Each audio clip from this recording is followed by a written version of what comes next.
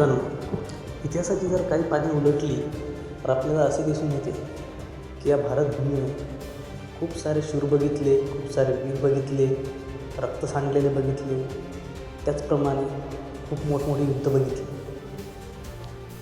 तर आज आपण बोलूया आज अशा एका युद्धाबद्दल ज्या युद्धाने भारताची ऐतिहासिकच नाही तर भौगोलिक आणि राजकीय परिस्थितीही बदलून टाकली.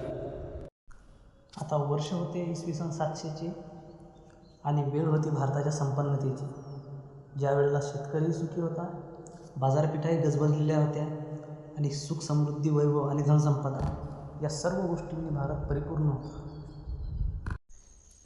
मोहम्मद बिन कासिमला काही लोक फरिश्ताही समजतात, काही लोक चांगलाही समजतात, परंतु परीक्षेच्या दृष्टीने जर पाहायचे झाले तर परीक्षा केवळ आपल्याला मोहम्मद बिन कासिम हा एक आक्रमणकारी असल्याचेच सांगते आणि तसल्याच प्रकारचे प्रश्न विचारते.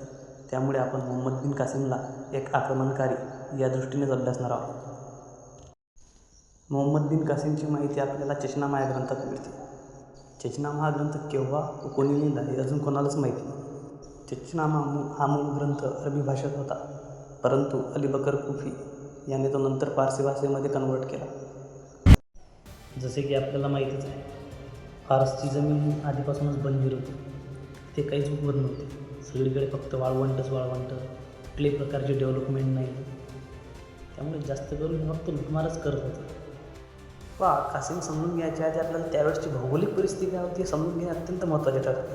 ज्याप्रमाणे भारताचा राज्यकारभार हा राजा किंवा महाराजा चालवत असेल, त्याचप्रमाणे इराक, इराण तसेच अरेबियन कंट्रीजमध्ये जी ॲडमिनिस्ट्रेटिव्ह पोस्ट होती, त्या पोस्टवर जो व्यक्ती असायचा त्याला खलिफा म्हणत असत. म्हणजे हा खलिफा म्हणजे त्या देशाचा राजा असायचा. तो तिथल्या धार्मिक आणि राजकीय गोष्टी पाहायचा. तर पहा मित्रांनो, आपण जेव्हाही किंवा भारताचा नकाशा पाहतो ना, त्यावेळेस आपल्याला इथं छोटा साईडला एक देश दिसतो, श्रीलंका. तर त्यावेळेस भारतावर डायरेक्ट अटॅक करणं तर या फारसी लोकांना शक्य नव्हते. त्यामुळे हे काय करत, भारताचा हा जो साईडचा समुद्री मार्ग आहे ना, त्या समुद्री मार्गाने येऊन श्रीलंकेवर अटॅक करत होते. आणि हे ज्यावेळेस येत होते त्यावेळेस त्यांच्यासोबत त्यांच्या स्त्रिया तेही असायच्या. आणि आपल्याला तर माहीतच आहे, युद्धात नेहमी विजयच होईल हे काही नक्की नाही. कधी विजय असते तर कधी पराभवही स्वीकारावा लागतो. आता काय झालं, अशाच एका युद्धात 600 फारसी मारले गेले. त्यामुळे त्यांच्या जी विधवा स्त्रिया होत्या आणि ती जी लूट होती ते एका जहाजाने ते फारसला पाठवत होते. आता हे ज्या रस्त्याने जात होते त्या रस्त्याने समुद्री चाचे खूप मोठ्या प्रमाणात होते. आजही जर का आपण पाहिलं म्हणजे सोमालियन्स खूप मोठ्या प्रमाणावर लूटमार करताना आपल्याला दिसते. तर हे जहाज इकडून लूटमार करून निघाले होते, पण तिकडे तर जे समुद्री लुटेरे होते ते यांची वाटच बघत होते. आता जसे हे जहाज या सिंध प्रांताच्या आसपास आले, तिथंच या समुद्री चाच्यांनी किंवा समुद्री लुटऱ्यांनी म्हणा हे जहाज लुटून घेतले. त्यांचे ते हिरे मोती, त्यानंतर सोना चांदी तर त्यांनी लुटले तर लुटलेच, परंतु त्यांना त्यांच्या स्त्रियांनाही पळून घेऊन गेले. म्हणजे त्यांच्या स्त्रियांनाही किडनॅप करून घेऊन गेले. आता हे ज्यावेळेस लूटपाटीची ज्यावेळेस घटना झाली त्यावेळेस फारसचा जो खलिफा होता तो होता अल-हज्जाज बिन युसूफ आणि सिंधचा जो राजा होता तो हिंदू राजा होता, त्याचे नाव होते राजा दाहिर सिंग. जहाज लुटल्याची बातमी खलिफापर्यंत पोहोचवली गेली आणि बातमी ऐकताच खलिफा रागाने लालगुंद झाला. खलिफाने राजा दाहिर सिंगला पत्र लिहिले आणि त्यात सांगितले की आमच्या ज्या स्त्रिया बंदिस्त केल्या आहेत त्यांना लवकरात लवकर शोधावे आणि आमची क्षतिपूर्ती व नुकसान भरपाई करून द्यावी. नंतर खलिफ्याचे पत्र राजा दाहिर सिंगला मिळाले व त्या पत्रावर प्रत्युत्तर म्हणून राजा दाहिर सिंगने सांगितले की हे प्रकरण आमच्या भूमीवरचे नसल्यामुळे आम्ही यात कुठल्याही प्रकारचा हस्तक्षेप करू शकत नाही आणि समुद्री चाच्याशी वाद घालून आमच्या राज्याला धोका निर्माण होऊ शकतो. त्यामुळे आम्ही तुम्हाला कुठल्याही प्रकारची मदत करू शकत नाही. राजाचे हे उत्तर ऐकून खलिफा मात्र आणखीनच रागावला, कारण खलिफ्याची अपेक्षा होती की राजा काही ना काही नुकसान भरपाई करून देईल. त्यामुळे खलिफा आणखीनच रागावला आणि खलिफाने लगेच ठरविले की आता केवळ आक्रमणच होईल व त्याने लगेच मोहम्मद बिन कासिमला युद्ध करण्याची तयारी करण्याचे सांगितले आणि सोबतच भारताला आक्रमण करण्याचा हुकूमही दिला. तसे जर बघितले तर कासिम हा केवळ 17च वर्षाचा मुलगा, परंतु प्लॅनिंग, बुद्धी, युद्धकौशल्य आणि शौर्याच्या जोरावर युद्ध कशी जिंकल्या जातात हे अल-हज्जाज बिन युसूफने कासिमला चांगल्या प्रकारे सांगितले होते. अल-हज्जाजने सांगितल्याप्रमाणे कासिम इसवी सन 712मध्ये 15,000 कुशील सिरियाई त्याचबरोबर इराकी सैन्य घेऊन निघाला आणि भारतावर रात्रीच्या वेळी अचानक हल्ला केला. 3 दिवस संपूर्ण सिंध लुटल्या गेले, बर्बरता करण्यात आली.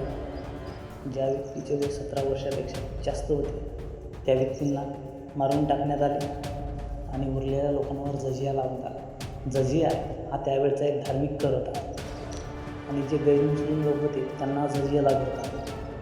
दिवस होता 20 जून 712चा. एकमेकांसमोर होते मोहम्मद बिन कासिम आणि राजा दाहिर. राजा दाहिर सेने अत्यंत शौर्याने लढत होता, परंतु लढाईच्या दरम्यान काही वेळातच राजा दाहिर सेन याच्या डोळ्यात बाण लागल्यामुळे राजा खाली पडला आणि जसा राजा खाली पडला तसेच राजा सपासप वार करण्यात आला. यातच राजा दाहिर सेनचा मृत्यू झाला. काही प्रचलित कथा तर असेही आहेत की मोहम्मद बिन कासिमने राजा दाहिरच्या मांसाचे छोटे छोटे तुकडे अल-हज्जाज बिन युसूफला भेट म्हणून पाठवले होते. तर ही गोष्ट किती सत्य आणि किती खोटी हे तर आपल्याला माहिती नाही, परंतु हो, एवढे मात्र खरे होते की राजा दाहिर सेनची जी मृत्यू होती ती युद्धामध्येच झाली होती. ज्यावेळेस कासिमने पूर्ण सिंध लुटले त्यावेळेस लुटलेली संपत्ती आणि स्त्रिया यांना अल-हज्जाज समोर नजराना म्हणून केले. त्यामध्ये 2 छोट्या मुली होत्या. त्यापैकी एक होती सोमवती आणि एक होती सूर्यवती. ह्या दुसऱ्या तिसऱ्या कोणी नसून ह्या राजा दाहिर सेन यांच्या 2 मुली होत्या. त्यांना पाहून खलिफाचे हृदय परिवर्तन झाले व राजानं त्यांना विचारले की सांगा आता तुमच्यासोबत काय केले जाते आणि स्ट्रॅटेजी काय असते या 2 छोट्या मुलींनी लोकांना दाखवून दिली. तर त्यांनी अल-हज्जाजला हे सांगितले की तुम्ही आमच्या पित्याप्रमाणे दिसता, तर आमच्यासोबतही तेच केलं जावं जे तुम्ही स्वतःच्या मुलीसोबत करसाल. व या मुलींनी नंतर अल-हज्जाजचा ब्रेनवॉश करून त्याला असे पटवून सांगितले की कासिमने तुम्हाला आम्ही नजराना म्हणून पाठवायच्या आधीच तुमचा अपमान करण्यासाठी आमच्यासोबत बलात्कार केला. हे ऐकून चौताळलेल्या खलिफाने लगेच एक फरमान काढला की कासिम जेथे कुठे असून आणि सैनिकांना सांगितले की कासिम जेथे कुठे असेल त्याला लगेच बैलाच्या कातडीत, उंटाच्या कातडीत किंवा कातळाच्या पिशवीत बांधून घेऊन या. नंतर सैनिक गेले आणि कासिमला कातडीच्या पिशवीत बांधून आणले आणि राजासमोर ठेवले. तोपर्यंत पिशवीत गुदमरून कासिमचा मृत्यू झालेला होता. व हे सगळे घडल्यानंतर राजा दाहिर यांच्या मुलींनी जी काही घटना खरी होती ते सांगून दिले की असे कुठल्याही प्रकारचे कृत्य घडले नाही. आणि राजाच्या मुली खोटे बोलल्याचे कळताच खलिफाने पुन्हा परत एक फरमान काढला की या मुलींना जिवंत भीतीत चिणवून टाकायचा. आणि राजा दाहिर यांच्या मुलींना जिवंत भिंतीमध्ये चिणवून टाकण्यात आले. तर मित्रांनो, ही गोष्ट होती 17 वर्षाच्या मोहम्मद बिन कासिमच्या अपार शौर्याची, राजा दाहिर सेन यांच्या बलाढ्य परिक्रमाची आणि राजा दाहिर सेन यांच्या मुलींच्या प्रचंड त्यागाची. तर ही गोष्ट आपल्याला कशी वाटली हे कमेंटमध्ये जरूर कळवा.